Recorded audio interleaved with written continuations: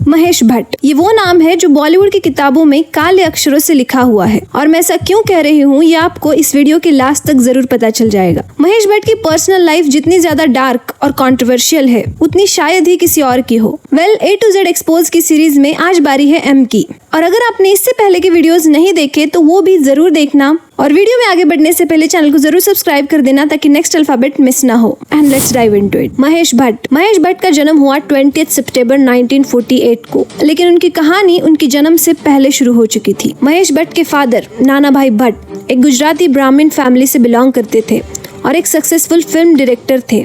उन्हें एक मुस्लिम एक्ट्रेस शिरीन मोहम्मद अली से प्यार हो गया। ये रिश्ता सोसाइटी के रूल्स के बाहर था। दोनों ने साथ में रहना शुरू कर दिया लेकिन कभी शादी नहीं की। ये एक ऐसा सच था जिसे सोसाइटी ने कभी एक्सेप्ट नहीं किया।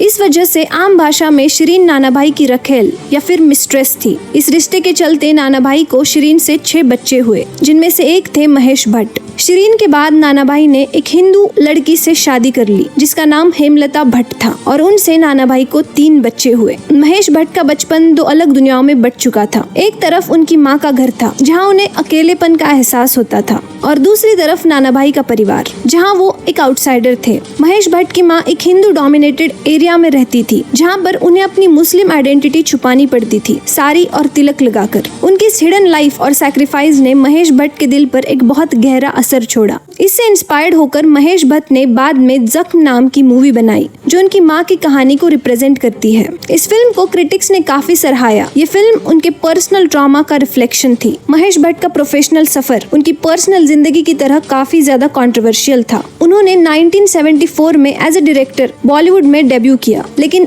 1982 तक उनकी लगातार 5 फिल्में फ्लॉप रही। फेल्योर का ये दौर उनकी पर्सनल लाइफ में भी झलक रहा था। इसी दौरान सिर्फ 20 साल की उम्र में उन्होंने अपनी गर्लफ्रेंड लॉरेन ब्रिगेड से शादी कर ली। महेश के साथ शादी करने के बाद लॉरेन ने हिंदू धर्म अपना लिया और वो बन गई किरण भट्ट, और सिर्फ 1 साल बाद 21 की उम्र में लॉरेन माँ बन गई और उनकी पहली बेटी पूजा भट्ट पैदा हुई। लॉरेन और महेश का रिश्ता शुरुआत में काफी स्टेबल लगता था, लेकिन महेश की फितरत स्टेबल रहने जैसी नहीं थी। एज महेश भट्ट बीइंग महेश भट्ट, वो कभी एक जगह नहीं रुक सकते थे। जब उनका करियर डाउनफॉल में चल रहा था तब उनकी नजर पड़ी 70s की सबसे खूबसूरत एक्ट्रेस परवीन बाबी पर। उस वक्त परवीन बाबी एक मेंटल इलनेस से गुजर रही थी जब उनकी लाइफ में महेश भट्ट आए। उन दोनों का प्यार परवान चढ़ने लगा। दोनों अपने रिश्ते को लेकर काफी सीरियस थे। महेश भट्ट ने अपनी पत्नी और बच्चों को छोड़ दिया और वो परवीन के साथ लिव इन में रहना शुरू कर दिया। महेश भट्ट ने परवीन की बीमारी में उनका काफी साथ दिया। परवीन की हालत बिगड़ती जा रही थी। महेश ने परवीन को रिकवर कराने के लिए अपने फिलोसोफर फ्रेंड और स्पिरिचुअल गुरु UG कृष्णमूर्ति के पास ले गए। UG कृष्णमूर्ति ने महेश को एडवाइस दी कि वो परवीन से अलग हो जाए। सिर्फ अपने दोस्त के कहने पर महेश ने परवीन को उनकी लाइफ की सबसे वल्नरेबल हालत में छोड़ दिया। इस रिलेशनशिप को उन्होंने अपनी फिल्म अर्थ में उतारा है, जो कि उनके करियर की सबसे पहली हिट रही। इस फिल्म में उन्होंने खुद को एक बेचारे पति के रूप में दिखाया है, लेकिन सच क्या था ये किसी को नहीं पता। क्या वो सच में हेल्पलेस थे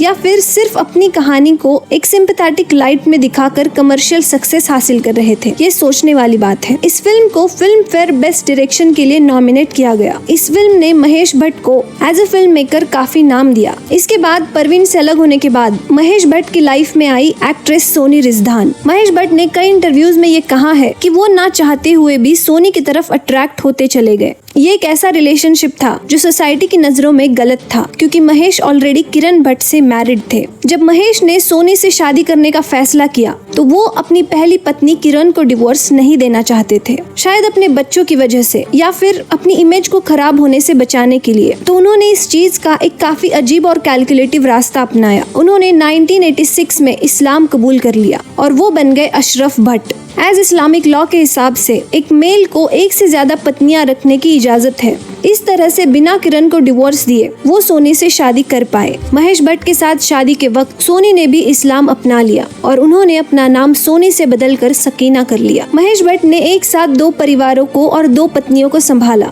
जिसे वो आयरॉनिकली प्यार कहते हैं। लेकिन महेश भट्ट की दास्तान के काले पन्ने अभी खुलने बाकी थे। 1990 में स्टारडस्ट मैगजीन ने एक फोटो छापी जिसने पूरे देश को हिला के रख दिया। उस मैगजीन के कवर पेज पर महेश भट्ट अपनी बेटी पूजा भट्ट के साथ एक पैशनेट लिप लॉक करते दिखाई दे रहे हैं। ये फोटो इतनी ज्यादा डिस्टर्बिंग थी कि इसे देखकर लोगों के होश उड़ गए। ये किसी एंगल से एक बाप और बेटी नहीं लग रहे थे, बल्कि दो लवर्स के बीच का एक इंटीमेट मोमेंट लग रहा था। जब इस फोटो पर बवाल हुआ तो महेश भट्ट और पूजा भट्ट ने इसे इनोसेंट और आर्टिस्टिक बताया, लेकिन फिर महेश भट्ट ने एक इंटरव्यू में एक ऐसा स्टेटमेंट बोल दिया जिसने आग में घी डालने का काम किया। उन्होंने कहा कि अगर पूजा मेरी बेटी ना होती तो मैं उससे शादी कर लेता। ये स्टेटमेंट इतना ज्यादा शॉकिंग और डिप्रेसिव था कि इस पर विश्वास करना मुश्किल है। इस स्टेटमेंट के बाद महेश भट्ट का इमेज सबकी नजरों में हमेशा के लिए बदल गई।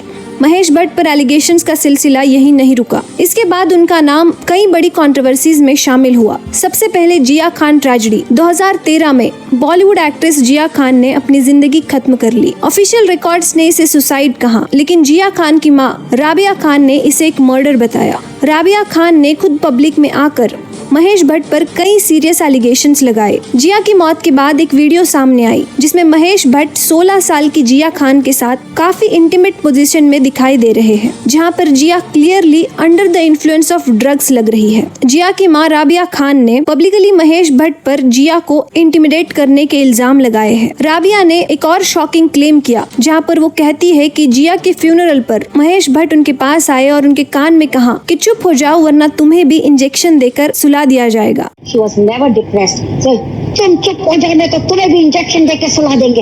ये कोई बोलता है किसी की फ्यूनरल पे? उन्होंने महेश भट्ट को बॉलीवुड माफिया का माउथपीस तक कहा है। इस एलिगेशन ने बॉलीवुड की डार्कनेस को और भी ज्यादा पब्लिक बना दिया। और सिर्फ यही नहीं, सुशांत सिंह राजपूत का केस बॉलीवुड का सबसे डार्क और सबसे कंट्रोवर्शियल चैप्टर। इस केस ने पूरी इंडस्ट्री को हिला के रख दिया। ये एक सुसाइड था या फिर एक प्लान मर्डर, इसका कंक्लूजन आज तक नहीं निकला। सुशांत सिंह राजपूत की मौत के बाद महेश भट्ट का नाम इस केस में सबसे ज्यादा उछाला गया। महेश भट्ट और उनकी बेटी आलिया भट्ट के साथ रिया चक्रवर्ती की क्लोजनेस पर सवाल उठाए गए। रिया, जो कि सुशांत की गर्लफ्रेंड थी, वो महेश भट्ट को अपना फादर फिगर मानती थी। सुशांत के फैंस ने इस केस में शामिल होने का इल्जाम लगाया और ऑनलाइन उन्हें काफी ज्यादा ट्रोल किया गया। एक विरासत जो सिर्फ स्कैंडल से भरी है। महेश भट्ट की लाइफ एक ऐसी दास्तान है, हर रिश्ता, हर फिल्म, हर कदम पर कंट्रोवर्सी है। उनकी लेगेसी बॉक्स ऑफिस के हिट से नहीं बल्कि उनके स्कैंडल्स और डिस्टर्बिंग कहानियों से भरी पड़ी है। ये थी एम से महेश भट्ट की कहानी। सो या that is it for today's video. If you enjoyed the video, do like, share and subscribe. Thank you so much for watching.